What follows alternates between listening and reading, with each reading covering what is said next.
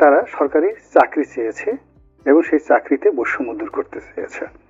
সেটা যখন সরকার খুব নিষ্ঠুরভাবে দমন করতে গেছে, খুব অল্প সময়ের মধ্যে মানুষ এখানে অংশগ্রহণ করেছে এবং যে মানুষগুলো গত 15 বছর দ্বারা পুঞ্জীভূত তাদের ভিতরে যে ক্ষোভ ছিল সেই ক্ষোভের বিস্ফোরণ হয়েছে। এখন ধরুন 99.99% যে সাধারণ আম জনতা এই কোটা বিরোধী আন্দোলনের যারা তাদের সন্তান সমূহ তাদেরকে নেতা মেনে রাজপথে বের হয়ে এসেছে এবং তাদের হাতে বিপ্লব তুলে দিয়ে তারা ঘরে চলে গেছে। এখন এই যে ছেলেরা তারা বলছে যে সব লোক আমাদের কথা মতো আসছে, এটা একটা বিপ্লব, আমাদের এটা স্বপ্ন ছিল। আরে বাবা, যেদিন ডিবি অফিসে হারুনের টেবিলে বসে তারা ভাত খেয়েছিল তখন সেদিন কয় তারিখ ছিল, তাদের কি স্বপ্ন ছিল, তাদের এজেন্ডা কোথায়, তাদের গান কোথায়, তাদের ডিক্লারেশন কোথায়? নাথিং।